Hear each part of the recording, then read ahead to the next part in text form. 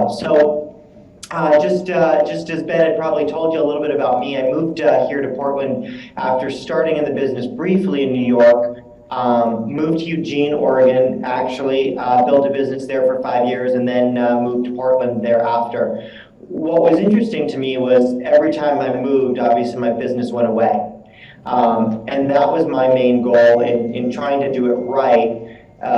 As I launched again, I looked at that model and said something's wrong with that, because I had friends that would build businesses, leave, and still own a business where they used to live, and that just wasn't happening for me. So when I came to Portland, I had already had a copy of MREA. I had convinced myself, I wasn't at Keller Williams at the time, but I had convinced myself that I could build a business off of MREA without being at KW, and had tried multiple times to do that. Well, at the end of the day, long story short, I moved over to KW, and really about 4 years ago now.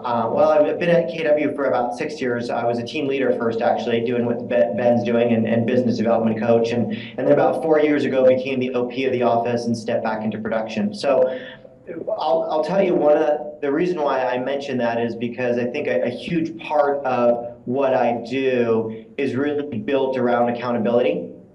I had I'd been with an office coaching and developing for a year and a half, 2 years, preaching that, hey, this model works if you commit to it. So when I stepped back into production, I knew there was going to be 100 and at the time 120, 130 agents watching what I do. And I think that probably is a real secret to our success, where a lot of times as individual agents, we can sort of fly under the radar, do what we convince ourselves we should be doing, and not have anyone really hold us accountable to doing the right activities. So for me, having 100 agents watching, and me saying, hey, my door's open, always ask me what I'm doing, I'm going to follow MREA, that was probably a huge, huge deal for me. Now, getting to specifics, as I looked at where I was, I didn't have a sphere. I didn't know a lot of people. In fact, the only people I knew in this city were real estate agents, and they obviously didn't need me to help, buy or sell a house. So I knew that in order to build a business quickly and to get into that MRA model, I really needed to meet or get in front of a few different types of people. And my whole business was centered around future buyers and future sellers, and immediate buyers and immediate sellers. And my mindset was, my job is to connect with future buyers, future sellers, immediate buyers, immediate sellers. My database started being built around those four categories of people. So the one thing I knew to do, or how to do, was open houses. And so a lot of people know me as sort of that open house guy. And it's funny how it's like that actor that just does comedies and can't do anything else but talk about, or get comedic roles. For me, it seems like the only thing I ever talk about is open houses. However, I'm passionate about them because, one, for me, it was a great launching pad. It didn't cost money, right, when I was on a very tight budget. And it kept me focused on one activity that put me in the path of future buyers, future sellers, immediate buyers, immediate sellers. So what I wanted to share today was just real briefly take you through my open house system.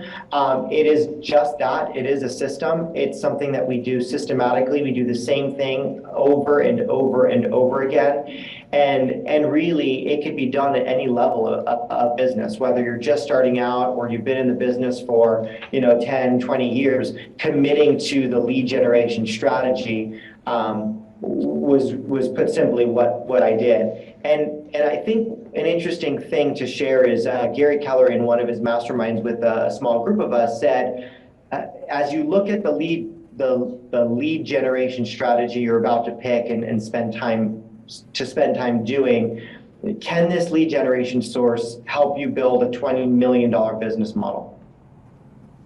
That's his sort of test of, as you jump into your lead generation model, can this lead generation source help you build a $20 million business model? And for me, as I looked at open houses, I said, okay, can this do that or can it not do that? I committed to thinking that it could, and that's what we built our model around. So what does our schedule look like? For one, I said, okay, I'm gonna target specific neighborhoods. And why did I do that? I did it because here in Portland and in most cities, there's different neighborhoods, and different neighborhoods mean different price points. I built a business model around an average price point that I wanted to hit, which meant that I needed to get into neighborhoods that had a certain average price point. And so I targeted those neighborhoods first, and I went after open houses that sat in those neighborhoods. Now, I didn't have those listings yet, right? Because I was a new agent, new city, didn't know anybody. So I connected with agents in my company or agents in my office that had listings that sat in those neighborhoods. And I offered to sit their homes open. And up front, I literally did open houses between 5 or 6 days a week. And what that looked like was I focused on homes that were vacant because they were easier to schedule. And I literally said I could sit in my office for 2 to 3 hours in the morning, or I could sit in an open house around a strategic time, getting myself in the path of, right, a future buyer, future seller, immediate buyer, immediate seller. So I would basically schedule out my week, a week in advance. I'd know where I was on Monday, Tuesday, Wednesday, Thursday, Friday, and Saturday. Like I said, it was pretty much 6 days a week. But the way that I looked at it is I could go out and get a job and have to be there 5 days a week anyway for 8 hours a day, or I could focus on this lead generation source, spend about 2 hours in the house and about an hour of prep, and it came to about 3 hours of lead generation, right, for those 6 days a week. Strategically, I would pick homes that I felt that were going to get me better traffic. So what did that look like? I looked at traffic patterns, and then I looked at times a day when that traffic pattern was highest. So for instance, I would look at where are schools and what are the drop-off times and pickup times. I knew that moms and dads would be driving their kids to school, and I wanted to be in their line of sight as they either picked up or dropped off their kids in the neighborhood that I eventually wanted to build market share in. So, for instance, I did open houses from about 10 a.m. to noon. Why? Because moms were dropping off their kids for the start of the day, or picking up their elementary kids' schools after half day. I looked at lunchtime. So looking at traffic patterns where there was a lot of people in office parks, but I knew that they'd be leaving the office between 11 and 1 to go get lunch. So I looked at basically artillery roads that had lunch places, and then directed my signs in no more than, for me in the business day, no more than 3 signs to get to the house is sort of our rule of thumb.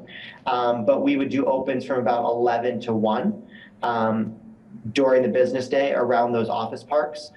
And then rush hour traffic going back home. As people head back to their neighborhoods, we would do opens from about 4 to 6. So depending on the day, I would do a morning, I might do a midday, or I might do an evening. Or it didn't mean that I was working 6 days a week, because I might do a morning one and then an evening one on one day, and then take a couple days off.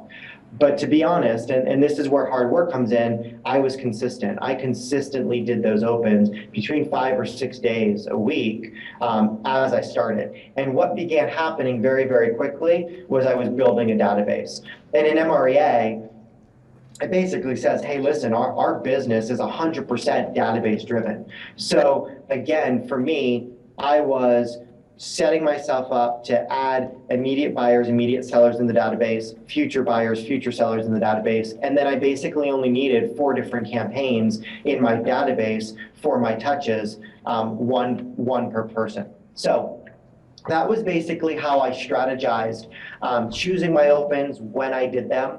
I really break my strategy into 3 segments: pre-open house, during the open house, and then post-open house. So the next part of pre-open house is, what did I do to get people to that open house? And like I said, I typically chose my open houses 1 week in advance.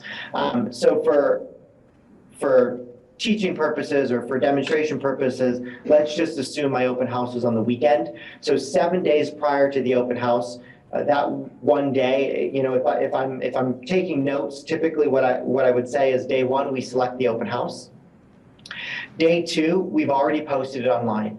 So it's day 2 is the first time we post online. And the reason why we do that is we actually started generating requests to see the house even before it was right before the open house day. So our open houses get posted 6 days, a minimum of 6 times over 6 days prior to the open house. So on Tuesday or the second day, we'd post it online.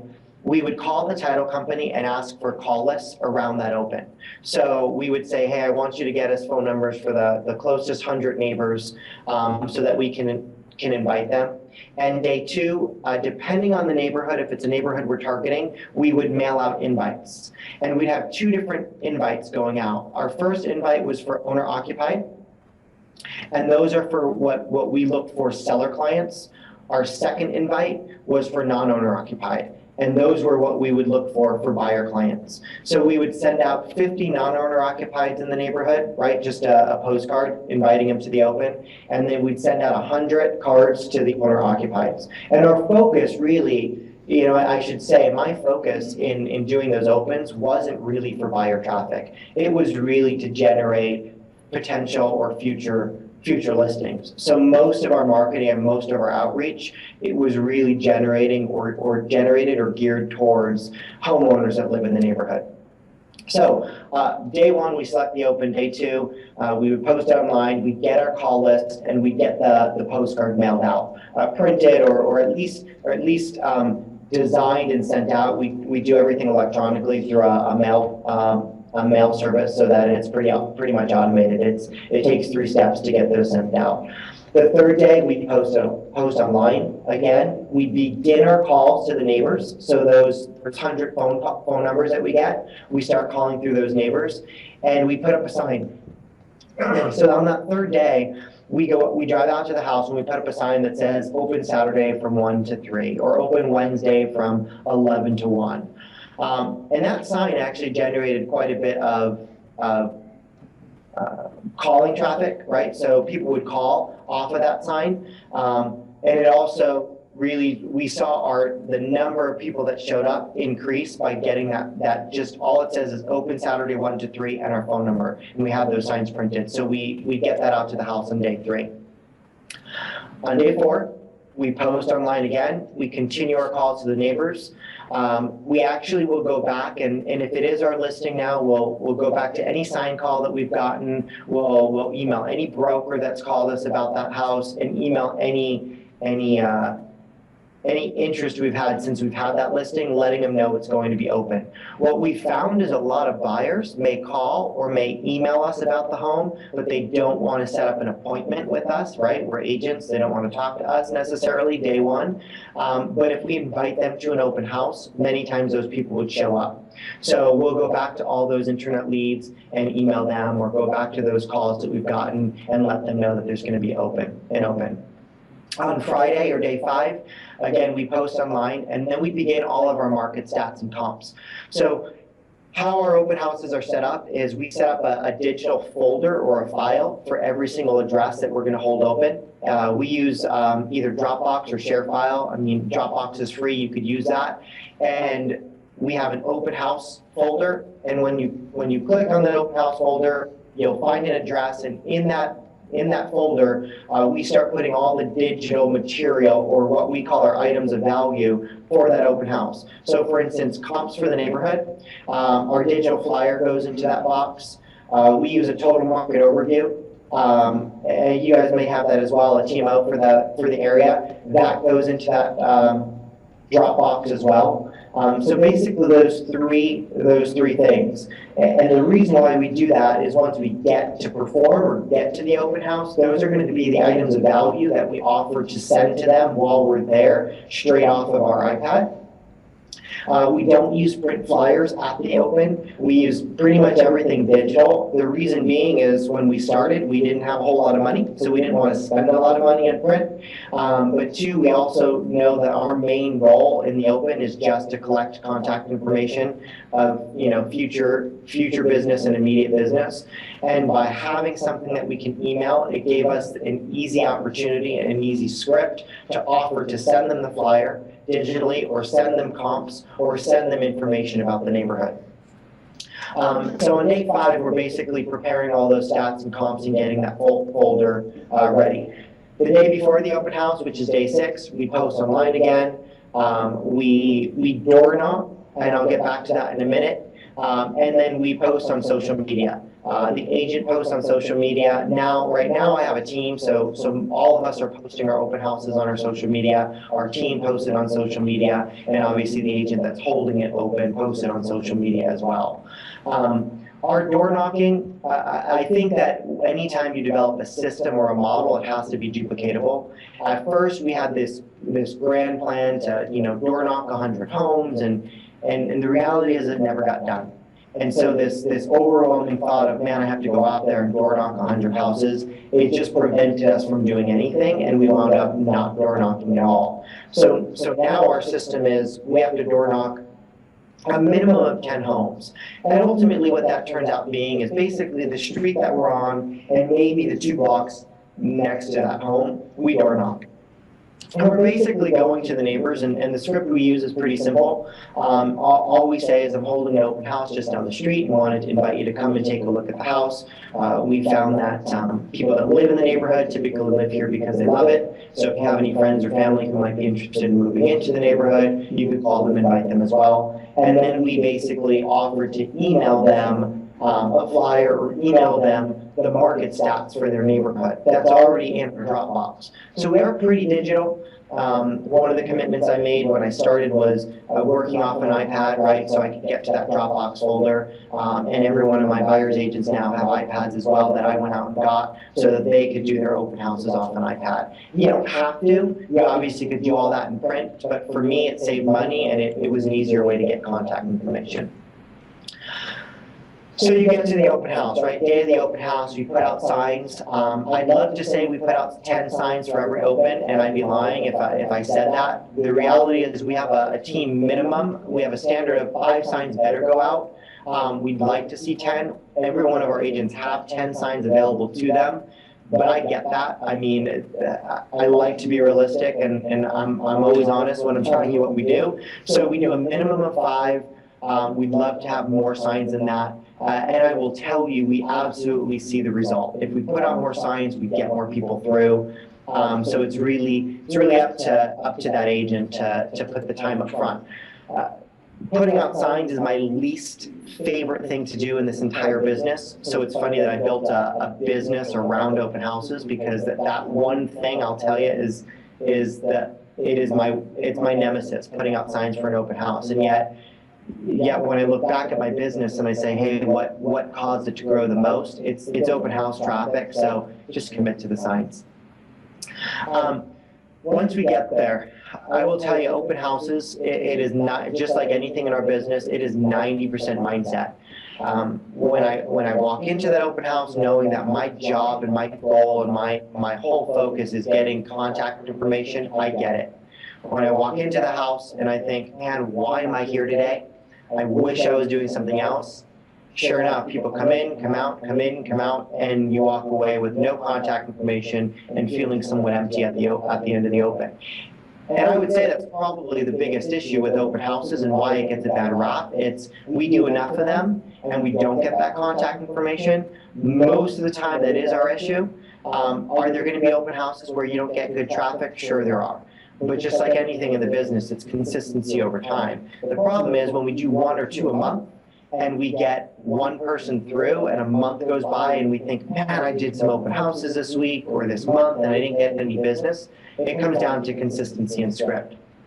So I'll tell you, the one line that we use, and we're all fairly scripted at our opens, the one line that we use every single time someone walks in, and this is something that everyone writes down, everyone has it memorized. It's, are you out shopping for a home today, or do you happen to live in the neighborhood? So that is the line that we use through when every single person comes in. We ask them, are you out shopping for a home today, or do you happen to live in the neighborhood?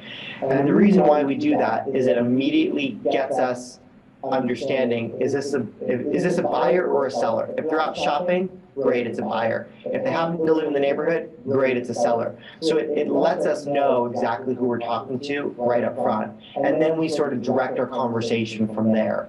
If they're out shopping, the next question is, great, how have you been getting into homes? The minute I ask how have you been getting into homes, I know, do they have an agent? Do they not have an agent? So it's a nice way to ask, do you have an agent, right? How have you been getting into homes? And then it allows me to adjust my conversation from there as well. If they say I'm a neighbor, right, are you out shopping for a home today, or do you happen to live in the neighborhood? Oh, we live in the neighborhood. My one goal then is to get their name, and I'd love to get their contact information, right? But even if I don't, if I get their last name, they will get into my database. So I know if they live in the neighborhood and I get their last name, I could go back to city records and find their mailing address, and then they'll go into my database as a future seller with a mailing address. The next question I ask them, are you familiar with property values in the area? And would it be valuable to have a neighborhood report emailed to you? So with those two questions, I'm going to ask them, and the reason why I phrase it, would it be valuable, and that's straight out of bold actually, would it be valuable to you? Most people are not going to say, no, that wouldn't be valuable. Right? The natural answer to that question is yes. Would it be valuable to know what's going on in your neighborhood? It's leading them down the path to the yes. And then right from there, I say, well, it's easy enough for me to email you this report that I have. So I'm able to show the report on the iPad and email it straight to them, which means immediately I've stored their email address. So now I know I can track down their mailing address, I have their last name, and I have their email address fairly easily. What we found was a lot of times when we had the TMOs printed or comps printed or flyers printed, they would take the flyer, walk away, and we'd never have a way to engage with them and get their contact information. So for us, that's been a huge shift, and it's increased the percentage of people that we get contact information for incredibly. So that's during open house, right? So we have our pre-open house, we have our during open house, and then our post-open house. We literally spend time the day of the open house, after that open house, and connect with every single person that we met. Straight from the open house, we're able to email them the TMO, email them a market report, email them the flyer, thanking them for coming. We do that from the open if it's not too busy. If it is too busy, if it's a crazy open house, immediately thereafter we have a commitment on our team within 2 hours to email or call every single person. The call is just to thank you for coming. If they pick up, we have a script. And it basically says, hey, we met earlier today at the open house. I wanted to let you know that I went back to the office. I did a little digging. I know that house wasn't quite perfect for you, but I found a couple that I think might work really well. When can we get together to get back into them, right? Obviously, if you had a conversation with that buyer, that script is right off of a video on KW Connect, right? Google open houses on KW Connect or search open houses on KW Connect, and you'll find a bunch of scripts. I pulled that off. I think it was Sean Kokoska's video. And honestly, what's interesting is our model has been built off of videos from KW Connect and KWU. So that's the script we use. So they get a phone call, they get the email, and they get, if it's a neighbor and we have their mailing address, we write personal thank you notes. So our follow-up system has already begun working. It's either a future buyer, right, a future seller, an immediate buyer, an immediate seller. Our plans start in the Edge or Top Producer or whatever you're using. And it just sort of then automatically happens. So what I would say is we've simplified it, right? We have our pre-open house, we have our during our open house, and then we have our post-open house follow-up. And most of our business that we get from open houses is actually seller-based business. And I think the mindset that we have when we go in there is I'm going to connect with neighbors, I'm going to connect with sellers, and my goal is to get a big seller database out of that open house strategy. The one thing I would say is, and this I'll share, when I was doing basically a coaching call with Gary Keller about the open house strategy and about our system. And he said to me, Chris, that's great, but at a certain point in time, you can only do so many open houses. So, right, I mean, it's the time getting there, it's the time setting up, it's the time going back. So you can get that business really, really big. But in order to continue that strategy, you're going to have a model. And he said you can do that two different ways, but you're going to need to figure that out. So really what we did was we built that open house strategy, and we did it two different ways. We began building a team around agents that really committed to open houses. So every agent on my team commits when they sign up to be part of the team to do 50 open houses a year. We all do it. I mean, even myself, I do it. And it sounds like that's a lot. You're like, well, there's only 52 weeks in the year, so you're out there almost every week. But the reality is, because our strategy involves multiple days or multiple times, we may go 3 weeks without doing an open house, but we might do one on a Thursday evening or a Wednesday afternoon or maybe a Saturday morning, depending on what our schedule is. But we know that the strategy works, the model works, and it continues to add immediate and future business into our database, and so we'll commit to it. The other thing we did a year ago was we opened up and I've talked to some of you actually individually about it, but we opened up a kiosk at the mall here in Portland, the Washington Square Mall. And ultimately what that was for us was a 7-day-a-week open house, right? It's 56 hours of open house strategy, of people walking in and walking out of the mall, which became our open house. So I think that in business, what I would say is, Gary says, hey, is this lead generation strategy a $20 million lead generation strategy? And if it's not today, what do you need to do to create it or build it that way? It's just being strategic about it. Last year, we did about 13 million in volume straight off of that kiosk. So that kiosk in itself is going to become a $20 million right business model, which really is an offshoot of our open house strategy. So that is basically our open house strategy. I know I talk really fast. I'm a New Yorker, and I still talk like a New Yorker. So I'm open to answering any questions you might have. If you need me to repeat something, and then I'm also happy to send. I have the PowerPoint of the hour-and-a-half class that I did over at Family Reunion. I'm happy to send that out, and it has the scripts and the day-by-day strategy that we use. If you want to email me that, I'll send it to you, and then you can send it out to the group if that would be helpful. Absolutely, I appreciate that. That is great. So any really quick questions that somebody has for Chris before we get him back to his day? John. Thank you, Chris, very much. It sounds like you have a lot of preliminary front-end work that you do for one event, but I'm assuming that you take that same address and do it multiple times after that, what appears to be a Saturday. Is that correct? Correct. So for instance, we may do multiple opens at that address. That folder is always in our Dropbox. So if we're going to pull that open again, the only thing that we're going to do is our admin's going to go in and make sure the comps are up to date. But realistically, I mean, in terms of time, and I'm all about efficiency, it takes about an hour of prep to get everything into the folder. Now, for individual agents, when I started, I did all that prep. Now we have our office manager does all that prep. So the office manager goes in, gets the flyer done, right, throws it into Dropbox. Our agents never need to wonder, am I going to have a flyer? All they're going to do is go into that electronic file and know that that flyer is there.